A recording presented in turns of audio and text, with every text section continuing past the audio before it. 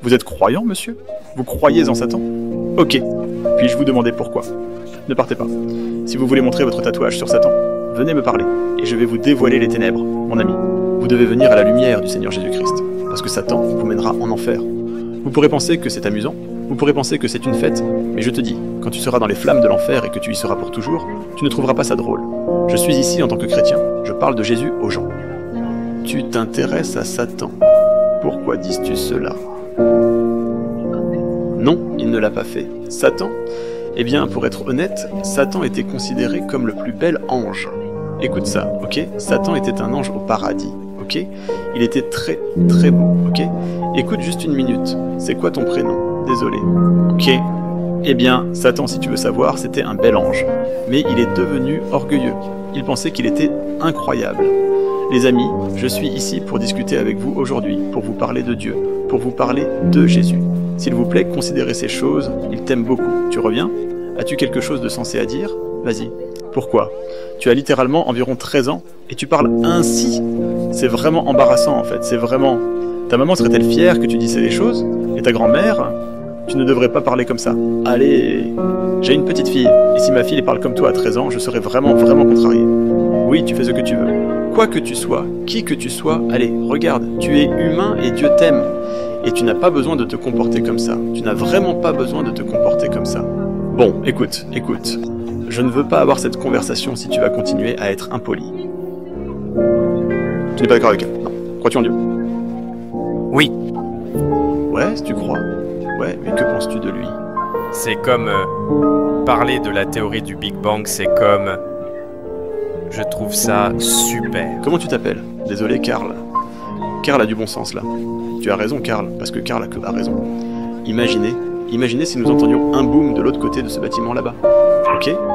Qu'est-ce qui a causé ce boom? Peut-être que je ne sais pas, c'est peut-être un piano qui est tombé du bâtiment, mais quelque chose a causé le boom.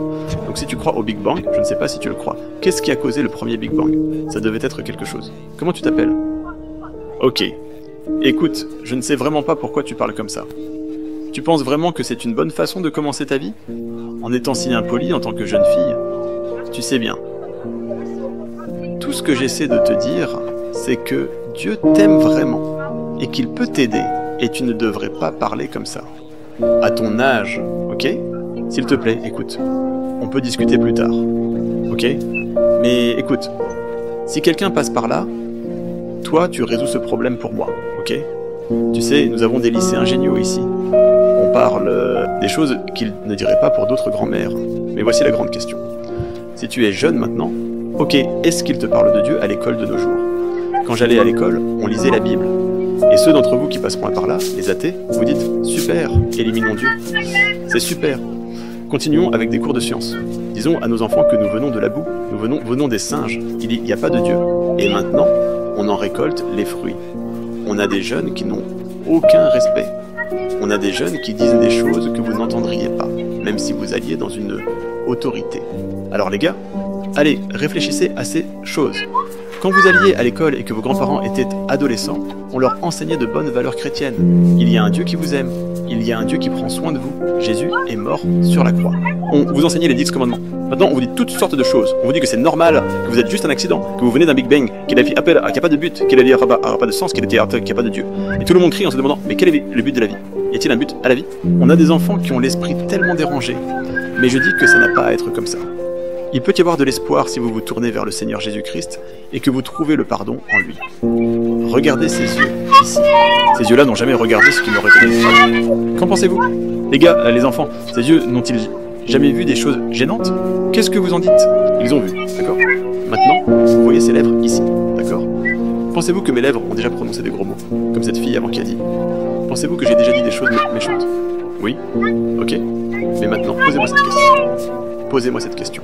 Vais-je aller au paradis? J'irai. Pas parce que je suis une bonne personne, vous pouvez voir que je ne le suis pas, mais parce que, il y a 2000 ans, le Fils de Dieu, Jésus-Christ, a accepté de mourir à ma place. Et je vais vous dire quelque chose. Il est prêt à mourir pour vous aussi. Et tout ce que vous avez à faire, c'est de vous tourner vers le Seigneur Jésus-Christ, et il vous sauvera. J'ai parlé à Jay Slates avant, Nous parlons d'un jeune, Jay Slater, dans la fleur de l'âge, beaucoup de confiance. Il va à des soirées, il fait la fête, et pourtant il est perdu aujourd'hui, il est parti. Les jeunes meurent autant que les vieux. Nous pourrions penser que nous avons toutes les réponses, mais il faut trouver le Seigneur Jésus-Christ. Écoute mon ami, c'est bon, ils peuvent t'écouter, tout va bien. C'est bien, tout va bien. Je te remercie, mais c'est bon. Écoutez les gars, on a entendu un peu, et les gens ont besoin d'espoir aujourd'hui.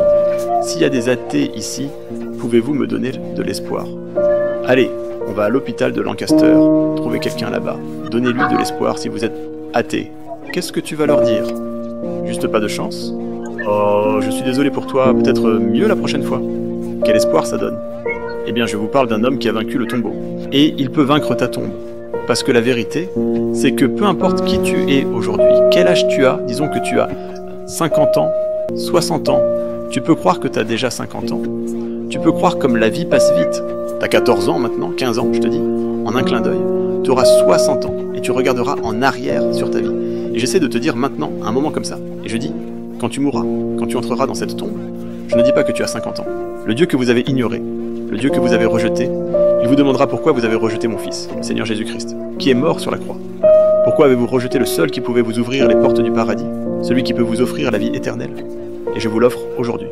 Si vous le voulez, tout ce que vous avez à faire, c'est venir au Fils du Seigneur Jésus-Christ. Un dernier défi. J'ai quelque chose dans ma poche pour vous maintenant. Un dernier défi. Si vous êtes athée, puis-je vous poser une question? Que penseriez-vous de moi si je vous disais que Harry Potter est un livre terrible? Et si je disais que Harry Potter est le pire livre du monde? Que penseriez-vous de moi? Et si je disais que Harry Potter est un livre terrible, mais je ne l'ai jamais lu auparavant? Qu'en pensez-vous?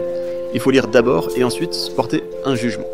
Mais ne dites pas que la Bible est un tas de bêtises, un amas de contes de fées, sans la lire d'abord. Oui. Et je vous donnerai un extrait de la Bible, gratuitement. Si quelqu'un en veut un, il suffit de venir le prendre de mes mains. Un extrait gratuit de la Bible. Que Dieu te bénisse. Merci Karl. Quelqu'un d'autre veut un extrait de la Bible? Quelqu'un d'autre veut une copie de la Bible, gratuitement? Que Dieu vous bénisse.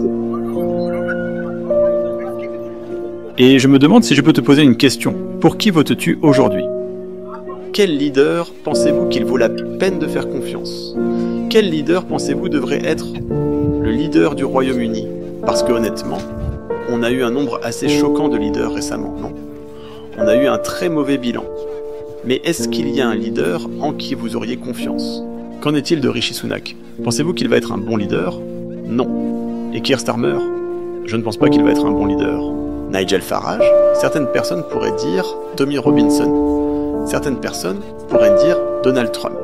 Biden. Joe Biden est un bon leader. Qu'en penses-tu? Le problème avec tous ces leaders, c'est qu'ils mettent le bazar et c'est très difficile d'être un leader en 2024. C'est vraiment très difficile pour moi maintenant de me tenir sur cette boîte. Parce qu'on déteste les leaders. Il y a un leader qui vous mènera vers la justice.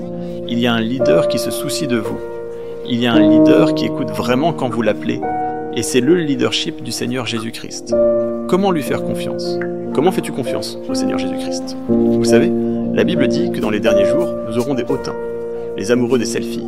Tout le monde aime se prendre en photo. Tout le monde se soucie de lui-même. Eh bien, Satan est l'ambassadeur parfait pour cette génération.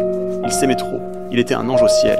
Et pourtant, il est devenu si fier, si grand, qu'il s'est cru meilleur que Dieu, alors que Dieu l'avait essentiellement choisi comme ange, et l'a chassé du ciel. Et c'est pourquoi nous avons le diable maintenant. Et le diable veut te tromper, mon ami. Il a trompé beaucoup de gens dans ce monde. Il t'a enchaîné avec TikTok et Netflix et Tinder et toutes ces choses. Tu passes des heures et des heures sur là-dessus. Et pourtant, tu as une âme éternelle qui un jour se réveillera soit au paradis, soit en enfer. Et je veux savoir où va ton âme aujourd'hui. Parce que je suis venu pour que tu rencontres aujourd'hui un homme qui veut te sortir de ta tombe. Il n'y a que des athées ici à Lancaster. Eh bien, nous devons l'aimer, nous devons l'aimer. Nous avons tous été jeunes, croyez-le ou non. Nous avons tous été jeunes. Mais écoute, je te demande aujourd'hui, si tu es athée, viens parler avec moi. Tu es occupé, hein?